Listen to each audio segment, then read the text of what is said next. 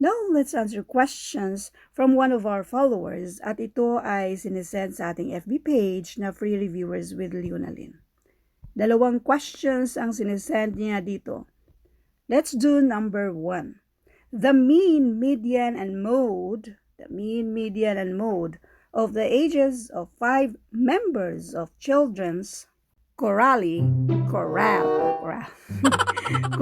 are all equal.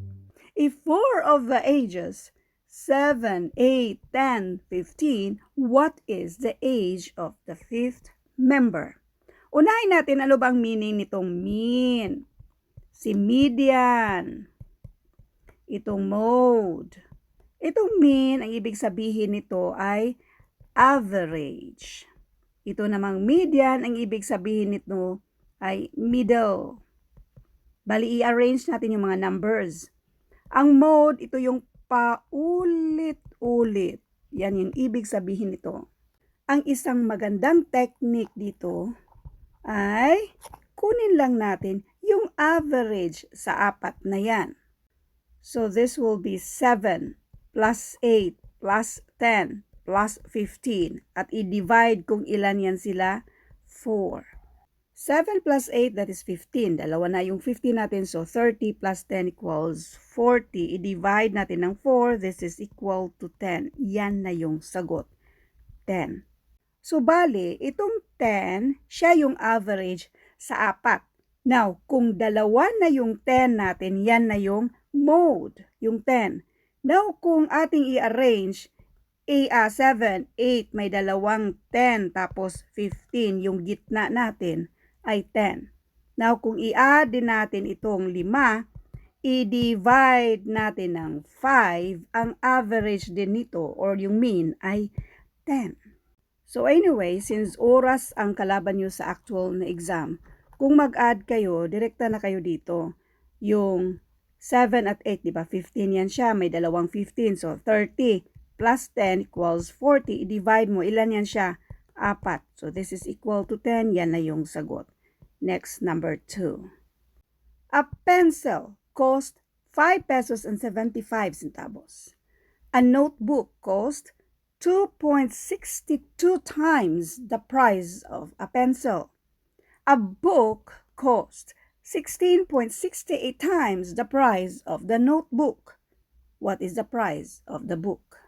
So, ang gagawin natin, yung sa pencil na 5.75, ito yung sa pencil.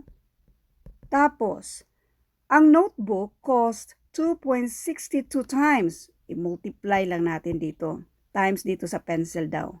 So, i-multiply lang natin yan siya. So, this is 10, carry 1, 15, carry 1, so that is 11. 30, carry 3. So, 7 times 6, this is 42, plus 3, 45.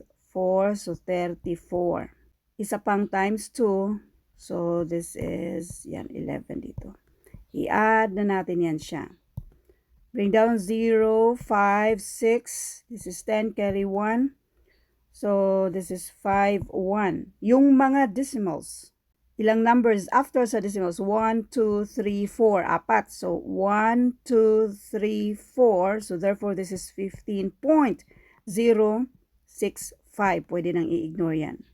Now, para masagot natin yung tanong, what is the price of the book? So, dito tayo sa libro. Nasaan na yung book? A book cost 16.68 times the price of the notebook. Ito kasi yung sa notebook. So, i-multiply natin yung 15.065. I-multiply natin dito sa 16.68. Okay. Anyway, masyado nang mahaba para i-multiply natin yan lahat. So, ang sagot dito ay 251.2842,